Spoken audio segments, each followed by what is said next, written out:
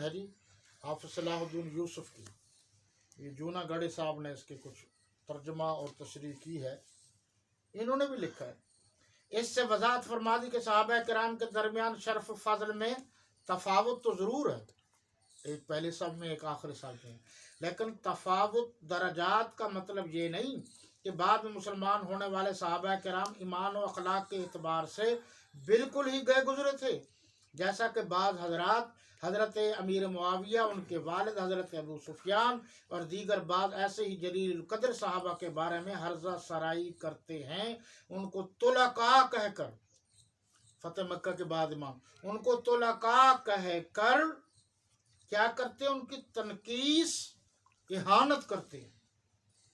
نبی کریم صلی اللہ علیہ وسلم نے فرمایا لا تسبوا صحابی، میرے صحابہ پر سب و شتم نہ کرو، قسم ہے اس ذات کی جس کے ہاتھ میں میری جان ہے کہ اگر یعنی تم میں سے کوئی شخص احد پہاڑ جتنا سونا بھی اللہ کی راہ میں خرچ کر دے تو میرے صحابہ کے خرچ کیے ہوئے ایک مد بلکہ نصف مد، تھوڑی سی چیز مٹھ جو کھجوریں دیتے اس سے بھی زیادہ ہے۔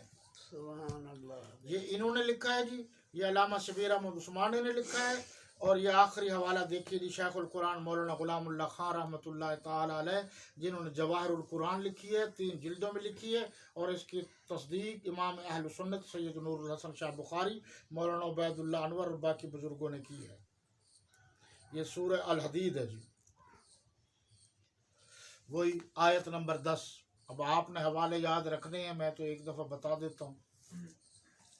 انہوں نے یہ لکھا ہے کہ جن لوگوں نے فتح مکہ سے پہلے اسلام قبول کیا، اللہ کی راہ میں مال خرچ کیا اور جہاد کیا، وہ رتبہ میں اور اجر و ثواب میں ان لوگوں سے بڑھ کر اور ان پر فائق ہیں جو فتح مکہ کے بعد اسلام لائے اور مال خرچ کیا اور جہاد میں شریک ہوئے، لیکن اس فرق و مراتب کے باوجود ایک انعام جو اللہ نے دینا، سب برابر ہیں، شریک ہیں، اور وہ جنت کا وعدہ ہے اور وہ سب جنت کے مستحق ہیں۔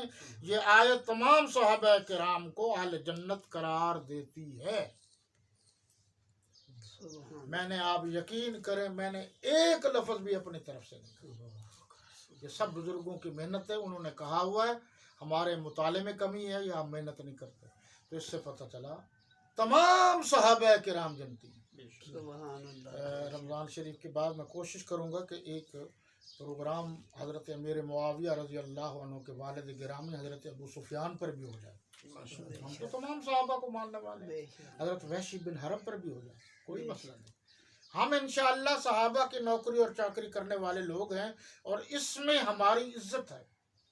تو آج کے درس میں میں نے صرف بنیاد بنائی ہے کہ کسی صحابی رسول کے خلاف ہمیں بات کرنے کی اجازت نہیں ہے، ہر صحابی رسول جنتی ہے، اور اگر میں وہ لفظ پڑھ دوں جو شیخ القرآن نے لکھے ہیں وہ ذرا اور سخت ہیں آگے،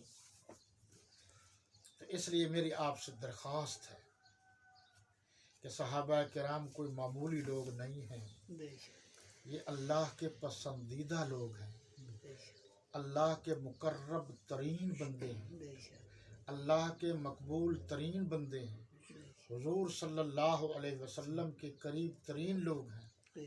مسلمانوں اچھی طرح ذہن میں رکھ لو کہ ساری دنیا کی عبادتیں ایک طرف،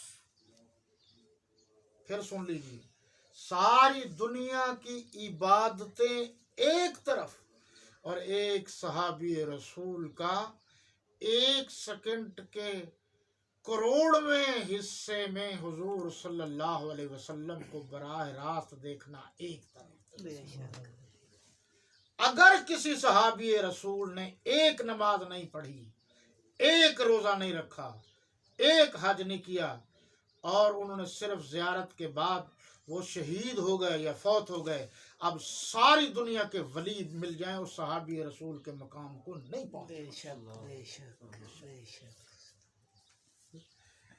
اب آپ خود غور کر لیجئے میں نے کیا کہنا ہے، آپ سمجھدار ہیں تو فیصلہ قرآن نے کر دیا ہے، قرآن کے بعد ہمیں کسی تاریخ کی ضرورت نہیں ہے کہ فلاں مولوی یہ کہہ رہا ہے، ये हवाले इसलिए मैंने नोट करवाए हैं, हम किसी मौलवी को नहीं मानते, हम अल्लाह के कुरान को सबसे पहले मानते हैं, फिर हुजूर के फरमान को मानते हैं, फिर इजमाए सहाबा को मानते हैं।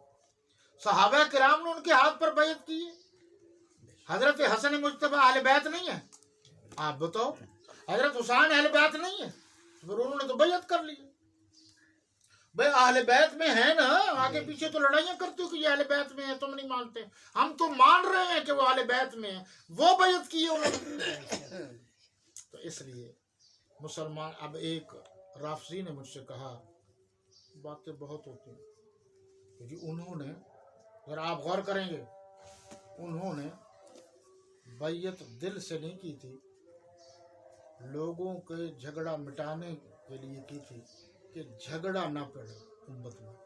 मैंने कहा आप भी दिल से मानो ना मानो, ये आपका और अल्लाह का मामला है। तुम अमन कायम करने के लिए, मुसलमानों में झगड़ा ख़त्म करने के लिए, खुदा के लिए तुम भी मान जाओ कि जैसे हज़रत हसन मुज्तबा ने बैयत की है, हम भी हज़रत अमीर मुआविया को उसी तरह मानते हैं जैसे हज़रत हसन मुज्तबा ने माना है। अब आपको चूंकि मुताले होता नहीं, इसलिए आपको के सामने वो ऐसी बातें कर जाती हैं, आप जवाब नहीं दे पाते। अपने मुताले में वुसअत पैदा कीजिए। आखिर हमने भी तो जवाब देना है। अपनी औलाद के नाम रखो ना, अमीर मुआविया के नाम से, मस्जिदों के नाम रखो, मदरसों के नाम रखो, गलियों के नाम रखो। हमने तो रख दिए, दर्स से पहले ही हमने अपनी औलाद के नाम रख दिए। लोग नाराज होते रहे। और हम तो, मैं बरमला कह रहा हूँ, अगर अल्लाह ने मुझे जिंदगी दी और मौका मिला, हम 9 या 10 मुहर्रम को भी शादी करके हमेशा हमेशा के लिए रस्म भी तोड़ देंगे। ये क्या बात है? कोई नाराज होता रहे, अल्लाह राजी हो जाए। इसलिए मेरी आपसे दरख्वास्त है, बाहर बर पे छा गया मुआविया, मुआविया अंदर मुआविया है तो बाहर मुआविया, तुम कहाँ कहाँ से निकालोगे काफरो। अंदर मुआविया है तो बाहर मुआविया, बाहर बर पे छा गया मुआविया, मुआविया। हम अकेले होते थे और आज अल्लाह के फजल व करम से पूरी दुनिया में मुआविया, मुआविया का नाम हो रहा है। और आला हजरत अहमद रजा खान बरेलवी ने लिखा है, जाओ मुतालिया करो कि जो हजरत अमीर मुआविया रजी अल्लाह अन्हु को भौंकता है वो जहन्नम के कुत्तों में से कुत्ता है। ये मैंने नहीं लिखा, उन्होंने लिखा है, जाओ पढ़ो।